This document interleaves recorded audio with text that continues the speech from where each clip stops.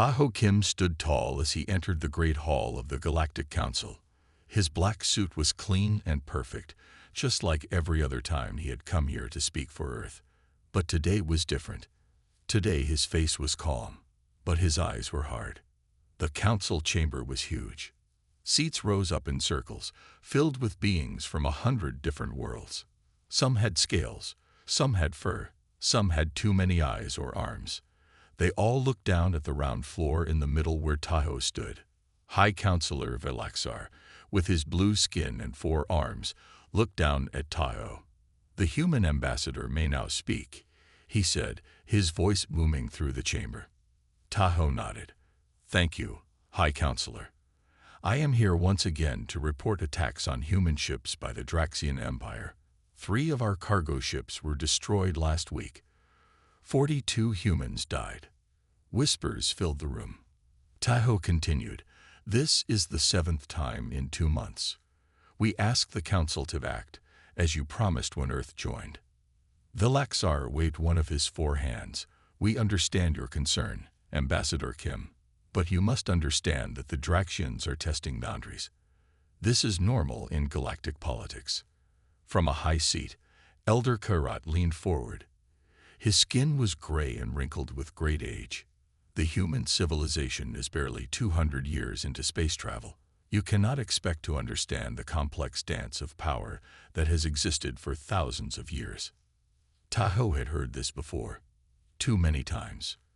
"With respect, Elder Kairat, dead humans understand very well what is happening.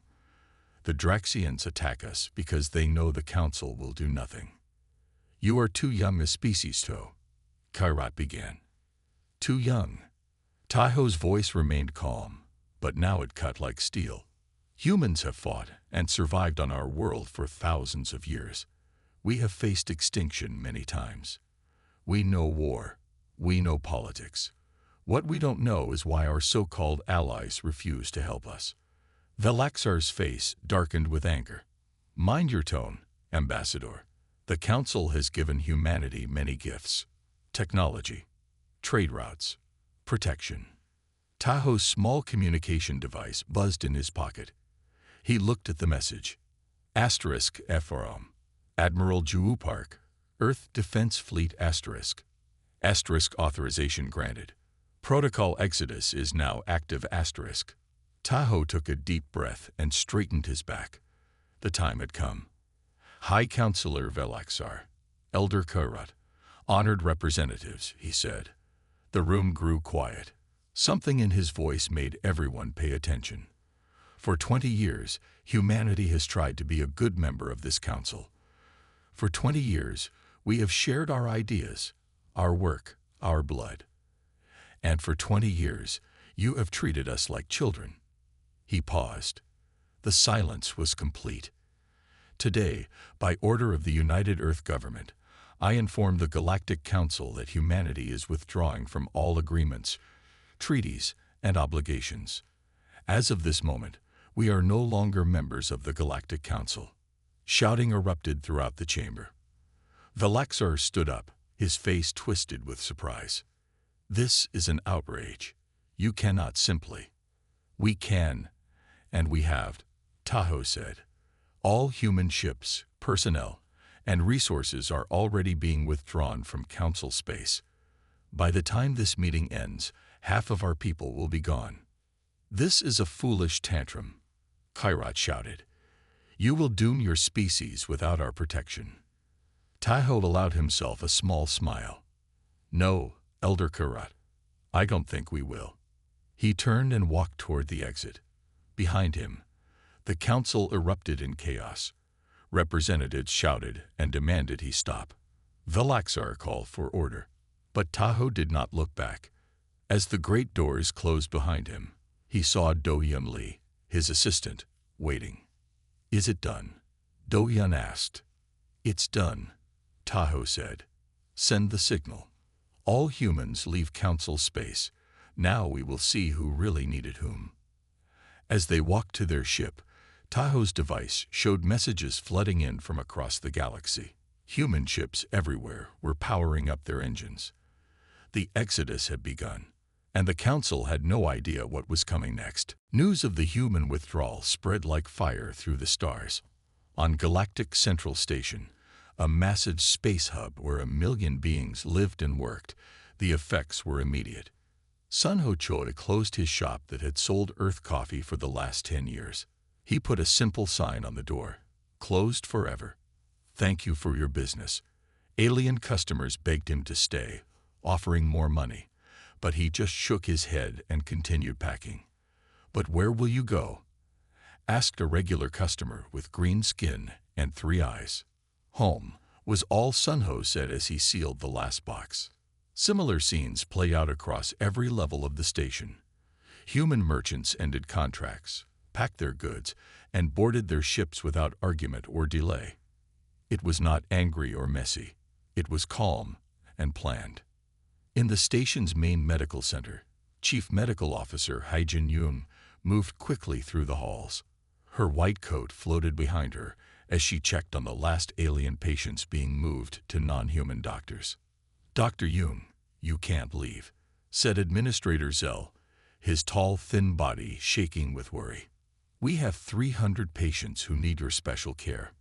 Haijin looked at him with kind but firm eyes. "We've trained your staff for years, Administrator. They know what to do.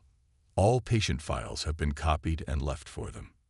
But your human medicine. All common treatments have been left behind with instructions," she said. "Now please excuse me. My ship leaves in 20 minutes. At the same time, in the Council Embassy, Do Yun Lee worked with perfect efficiency. As the head diplomat under Ambassador Kim, he supervised the removal of all human staff. 63 humans worked quickly, taking only personal items and leaving all embassy equipment behind. "Sir," said a young human assistant, "the Council security forces are gathering outside." They looked nervous. Do Yun nodded. "They should be. But they won't stop us. We have the right to leave." He checked his device. Ambassador Kim's ship is already away. We are the last group. On the Council homeworld, Trade Minister Ilvex rushed into an emergency meeting, his face pale with panic. "We have a serious problem," he told the gathered leaders. "Every human trade ship has canceled their deliveries. Food shipments, medicine, technology parts, all stopped." High Counselor Velaxar slammed his fist on the table. "This is just a human trick. They will be back when they realize they need our protection from the Draxians." Elder Kairat nodded slowly. "Humans are emotional and make rash decisions. Give them a few days, and they will beg to return." But not everyone was so sure.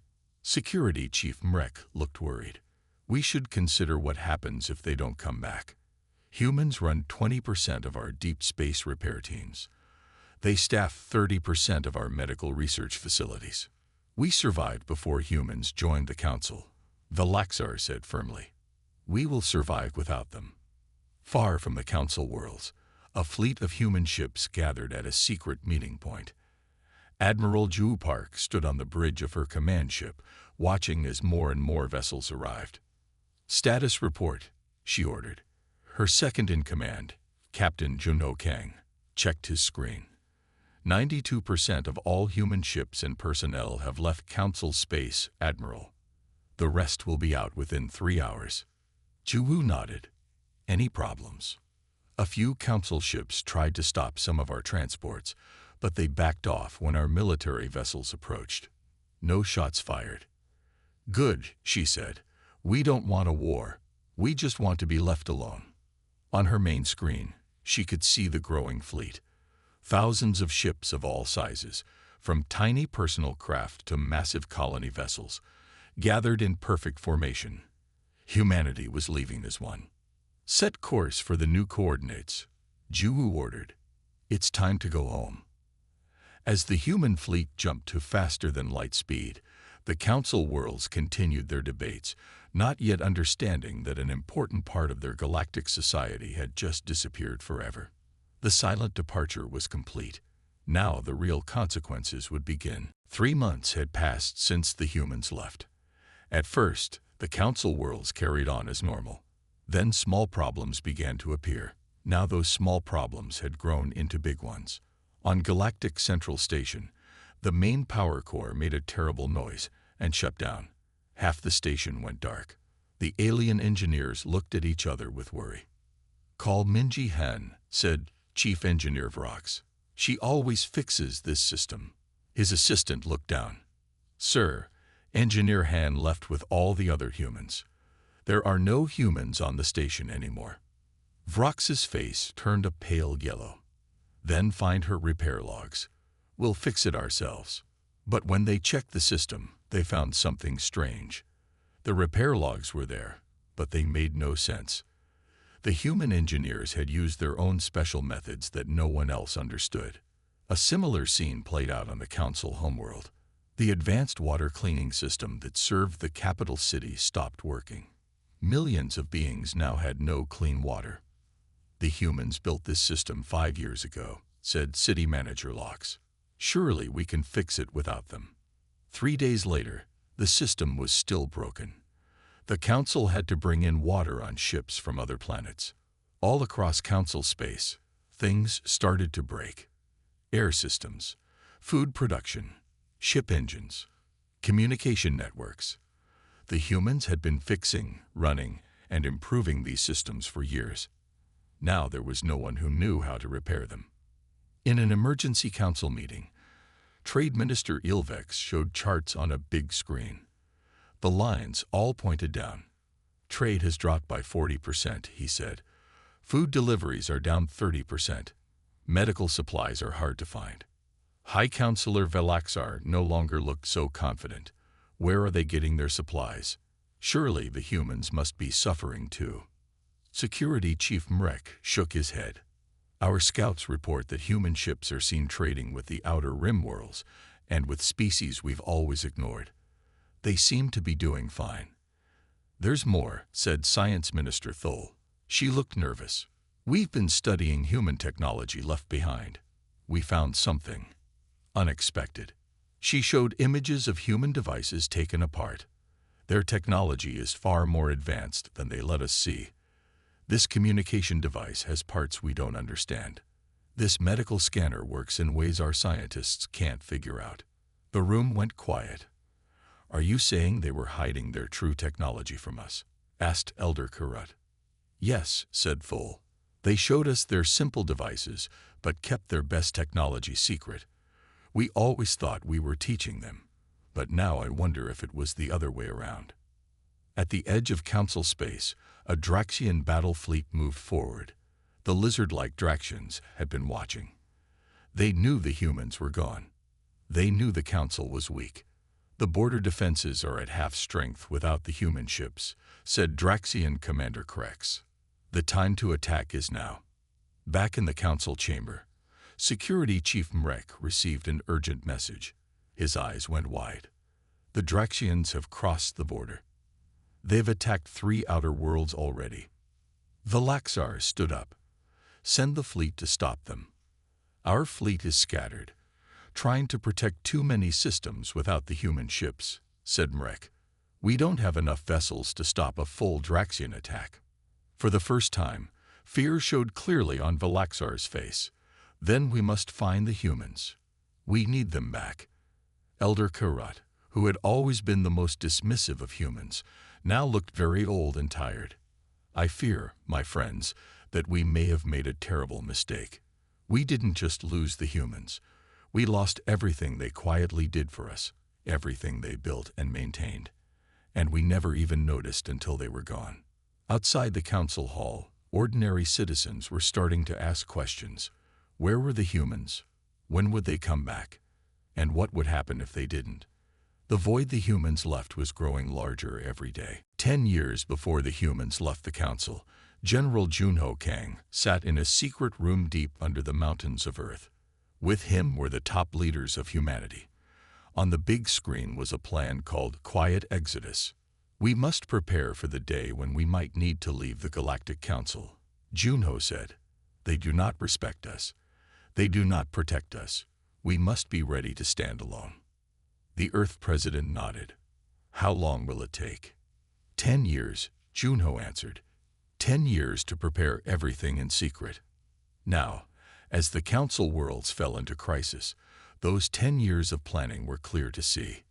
In a hidden part of the solar system, beyond the orbit of Pluto, massive shipyards floated in space. Here, out of sight from any alien eyes, humans had built their real fleet.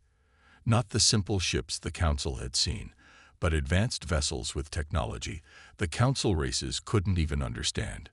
Physicist Suman Choi walked through her lab on the largest space station.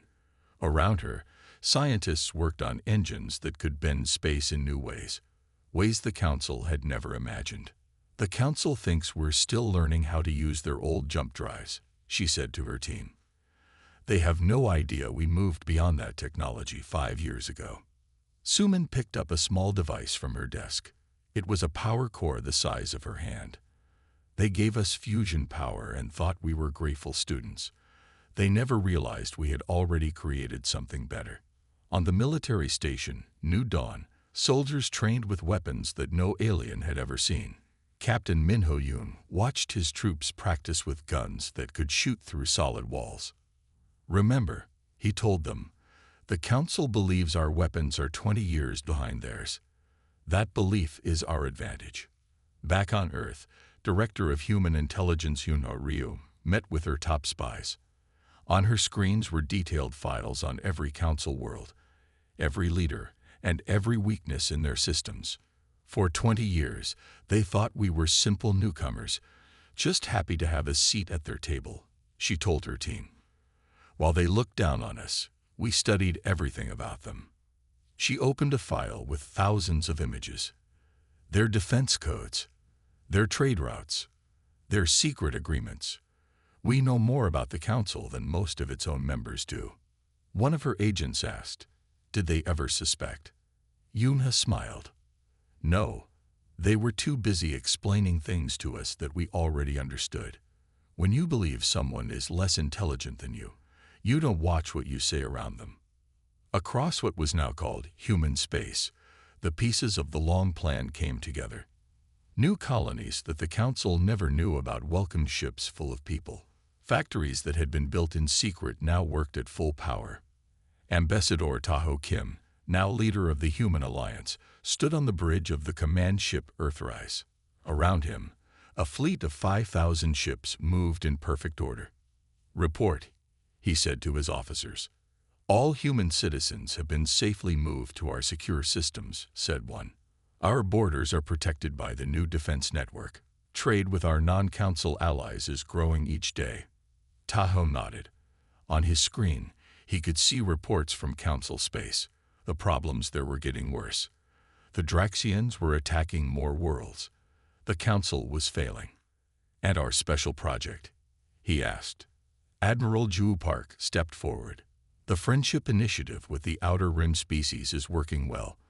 The Tellarians, the Voth, and 4 other races have joined our alliance.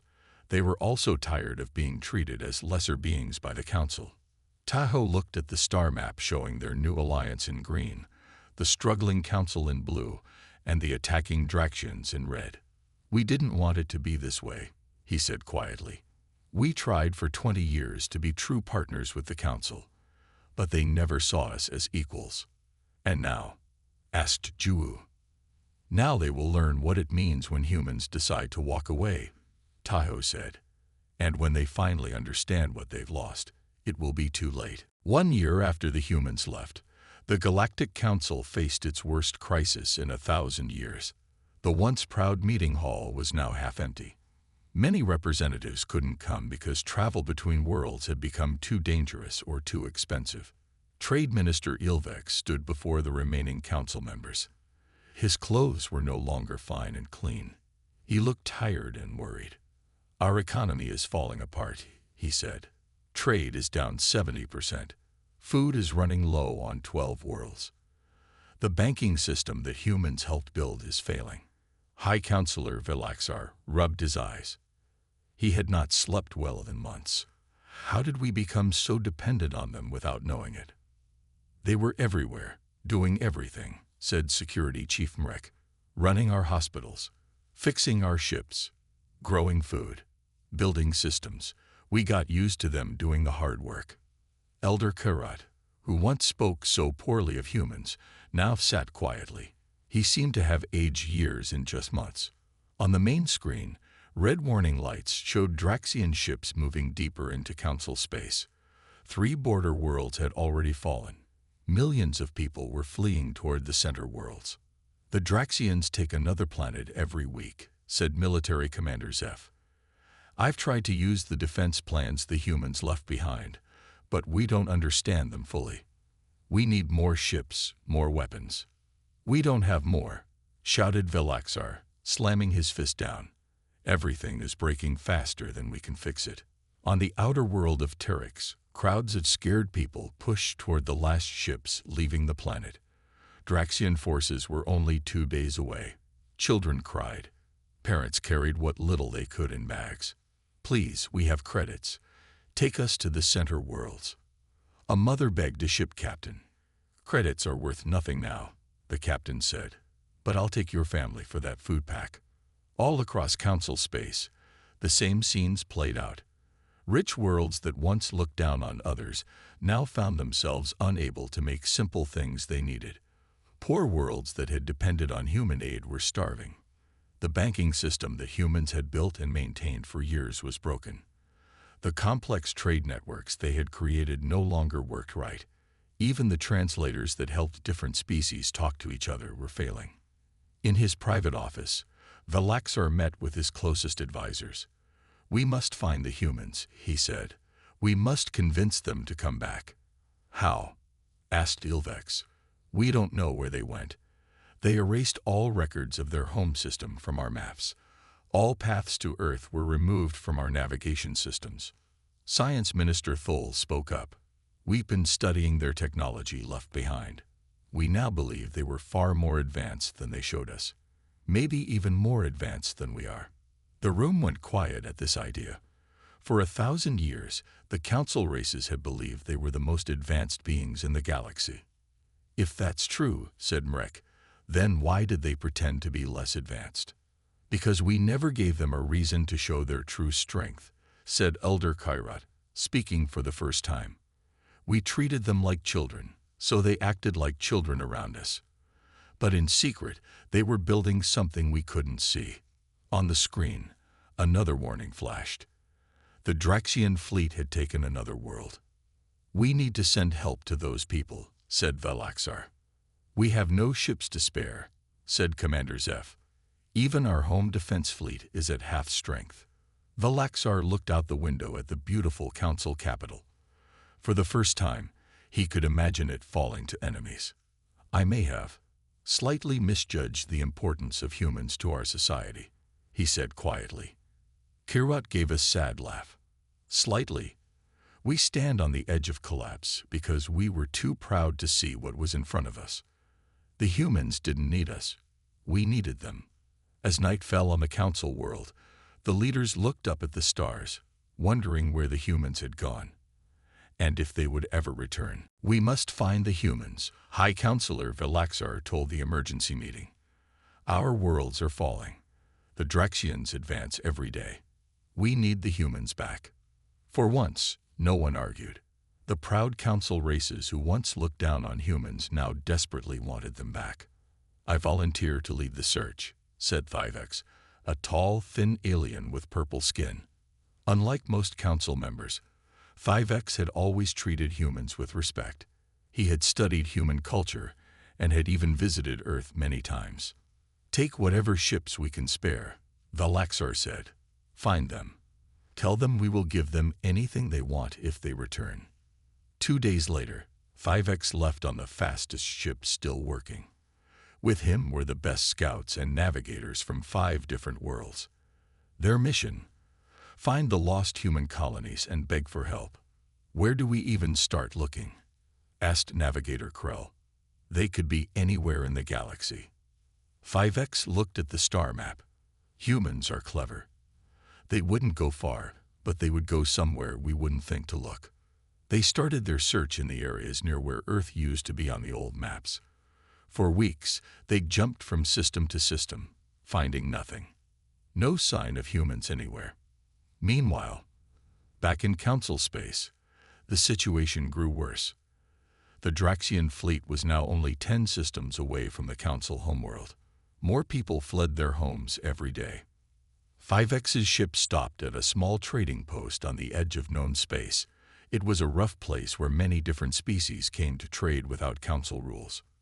"I seek information about humans," 5X told the bartender, a four-armed being with scaly skin. The bar went quiet. Eyes turned to look at him. "Humans," the bartender laughed. "Why would a Council fancy coat be looking for humans?" "Because we need them," 5X said honestly. "Our worlds are dying without them." The bartender leaned close. "Took you long enough to figure that out. But I can't help you. No one here knows where they went." As 5X turned to leave, a small green alien in the corner spoke up. "I heard something. Not where they are, but what they've been doing." 5X sat down at the alien's table. "Tell me." "They trade now with the Outer Rim worlds, the ones your Council always ignored.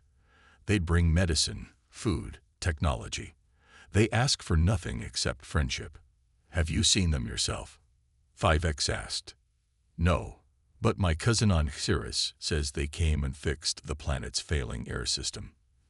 They did in 1 week what Council engineers couldn't do in 10 years.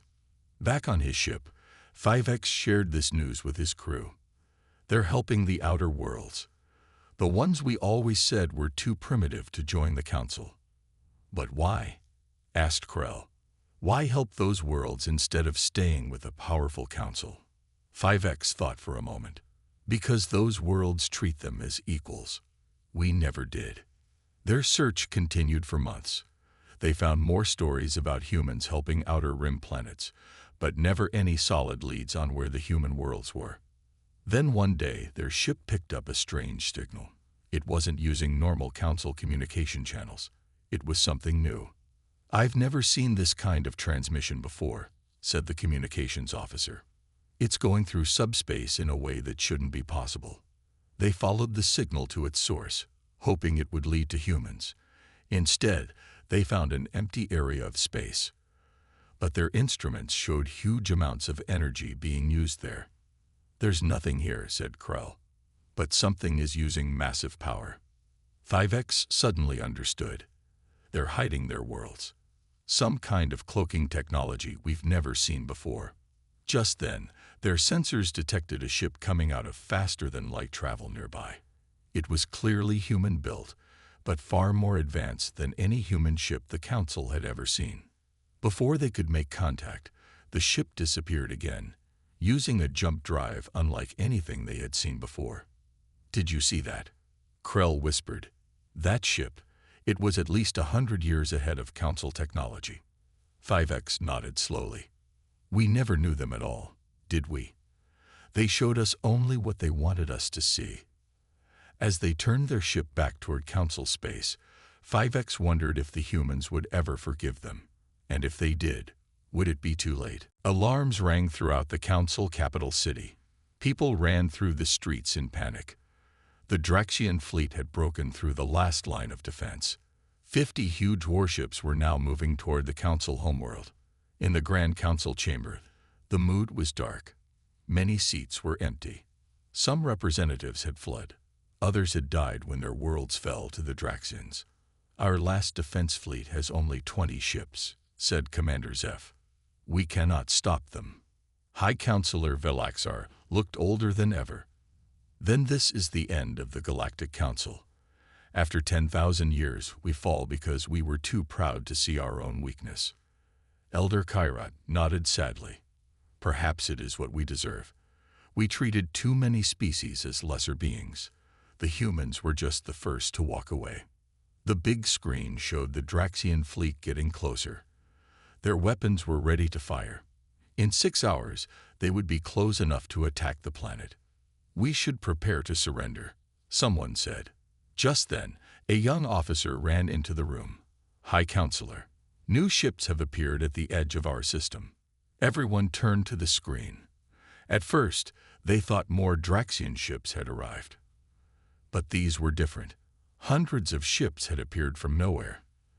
They were sleek and advanced, nothing like the Council had ever seen. "Who are they?" asked Velaxar. The officer checked his screen again. "Sir, they're human ships." The room went silent. Then the main communication screen lit up. A familiar face appeared. It was Admiral Ju Park of the Human Alliance. "This is Admiral Park of the Human Defense Fleet," she said. "We request permission to enter Council space." Velaxar couldn't believe what he was hearing. You've come back. After everything." "We've come to help," said Ju. "The Draxians threaten all life in this part of the galaxy. We cannot let that happen." Behind Ju, they could see other aliens working on the bridge of her ship.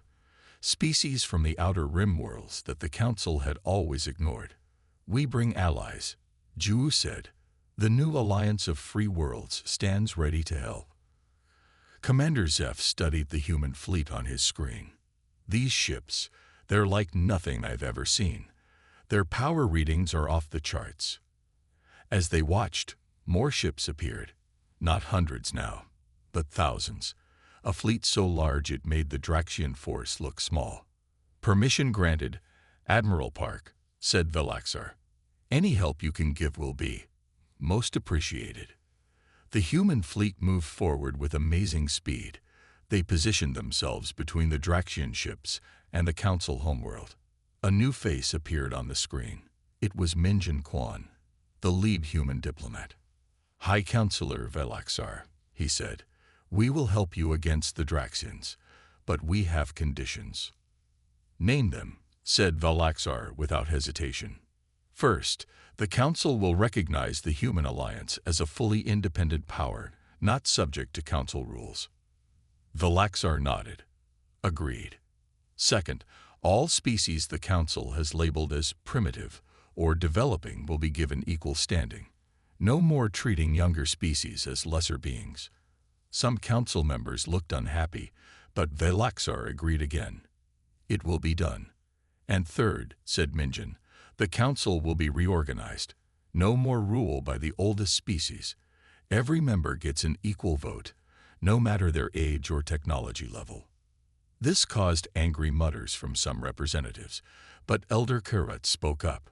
"We should agree. Our old ways brought us to this disaster. Perhaps it is time for change." Velaxar looked around the room, then back at Minjin. "We accept your terms." Minjin nodded. "Then we fight together." As the human fleet moved toward the Draxian ships, everyone on the Council world watched in amazement. The human vessels moved in perfect formation, using technology that seemed like magic. The Draxian ships fired first. Their weapons, once feared throughout the galaxy, seemed to do nothing against the human shields. Then the humans fired back. Just once, just one shot from each ship. Half the Draxian fleet disappeared in flashes of light. "By the stars," whispered Velaxar. "What have we done? What did we push away?" 1 month after the battle, delegates from all worlds gathered in the rebuilt Council chamber. It was different now. The tall thrones where elder species once sat high above others were gone. All seats were the same height, arranged in a circle. Tahoe Kim, now Supreme Coordinator of the Human Systems Alliance, stood in the center of the room. He looked at the faces around him. Council races, humans, and many species from the outer rim who had never been invited here before. "Today we begin a new chapter in galactic history," Tahoe said. "The Draxian threat has been pushed back. Their leaders have surrendered. Now we must build something better than what came before."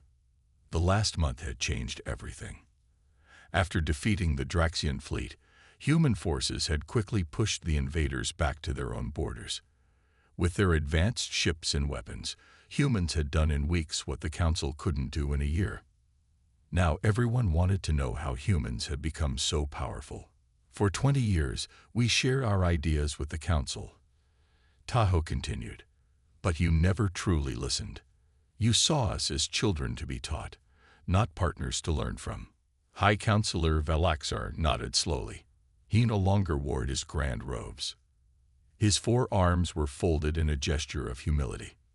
"We were blind," Velaxar admitted. We believed age always equals wisdom. We were wrong. Tahoe gestured to a human woman who stood nearby. Dr. Hyunwoo Shin will show you something. Dr. Shin stepped forward. She activated a device, and a hologram appeared in the air. It showed designs for technology beyond anything the council races had seen. These are medical devices that can cure diseases you thought were untreatable, she said. Engines that can travel faster than you thought possible. Food production systems that can end hunger on any world. The room was silent as image after image appeared. We developed all of this while part of the council, Dr. Shin said.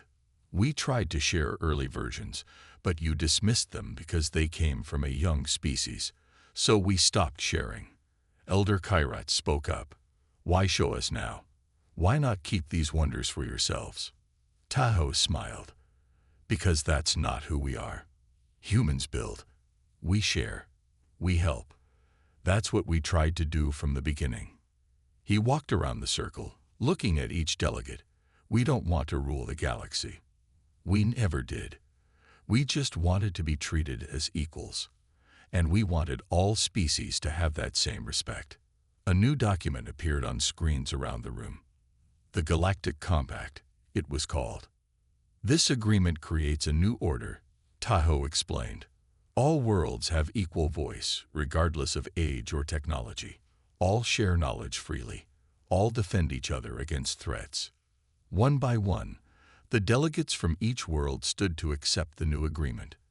Even the proud elder races who had ruled for thousands of years now understood that age alone didn't make them superior. Later that day, after the formal meeting ended, Yunha Ryu found Velaxar alone on a balcony overlooking the city. You knew, didn't you? Velaxar asked her. You knew how this would end when you left. Yunha looked out at the sunset. We hoped it wouldn't come to this. We hoped the council would change on its own. Why did you come back? Velaxar asked. You could have let us fall. Some humans wanted that, Yunha admitted. They said you deserved to face the consequences of your pride. But most of us remembered something important. What was that? That being advanced isn't just about better ships or stronger weapons, she said. It's about being better people. About helping others, even those who didn't help you. Velaxar was quiet for a long time. Then he said, for thousands of years, we thought we were teaching younger species how to be civilized. But in the end, it was humanity who taught us. Yunha smiled. The lesson cost you a great deal. Yes, agreed Velaxar. But perhaps it was worth the price. As night fell on the world that had once been the center of the old council, lights came on in homes and buildings, but they were different lights now, powered by human technology, brighter and cleaner than before. Ships from 100 worlds moved through the sky above, no longer separated by rank or age, but all flying as equals. The humans had walked out. The council had learned too late what they had lost. But in the end, something better had been born from the ashes of pride. And across the stars, a new age had begun.